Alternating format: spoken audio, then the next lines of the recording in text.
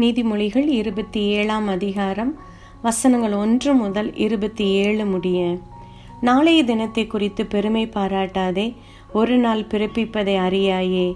உன் வாய் அல்லான் புறத்தியானே உன்னை புகழட்டும், உன் உதடு அல்ல அந்நியனே உன்னை புகழட்டும். கல் கனமும் மணல் பாரமுமாய் இருக்கும், மூடனுடைய கோபமோ இவ்விரண்டிலும் பாரமாம். உக்கிரம் கொடுமையுள்ளது, கோபம் நிஷ்டூரம் உள்ளது. பொறாமையோவென்றால் அதற்கு முன்னிற்கத்தக்கவன் யார்? மறைவான சிநேகத்தை பார்க்கிலும் வெளிப்படையான கடிந்து கொள்ளுதல் நல்லது. சிநேகிதன் அடிக்கும் அடிகள் உண்மையானவைகள், சத்துருயிடும் முத்தங்களோ வஞ்சனை உள்ளவைகள். திருப்தி அடைந்தவன் தேன்கூட்டையும் மிதிப்பான், பசியுள்ளவனுக்கோ கசப்பான பதார்த்தங்களும் தித்திப்பாயிருக்கும். தன் கூட்டை விட்டு அலைகிற குருவி எப்படி இருக்கிறதோ அப்படியே தன் ஸ்தானத்தை விட்டு அலைகிற மனுஷனும் இருக்கிறான். பரிமள தைலமும் சுகந்த தூபமும் இருதயத்தை களிப்பாக்குவது போல ஒருவனுடைய சிநேகிதன் உட்கருத்தான ஆலோசனையினால் பாராட்டும் இன்பமானது களிப்பாக்கும்.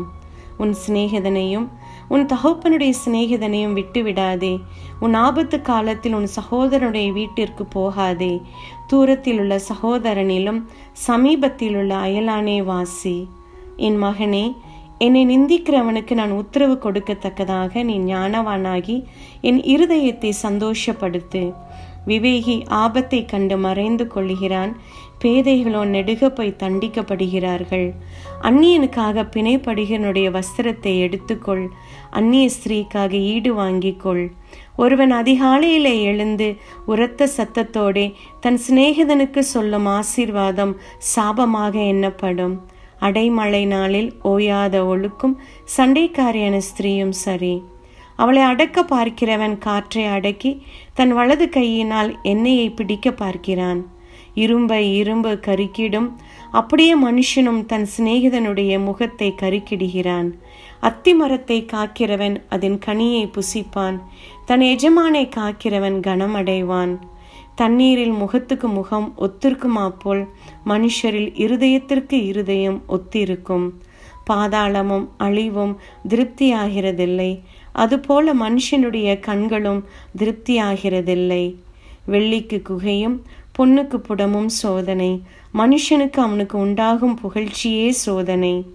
மூடனை உரலில் போட்டு உலக்கையினால் நொய்யோடே நொய்யாக குத்தினாலும் அவனுடைய மூடத்தனம் அவனை விட்டு நீங்காது.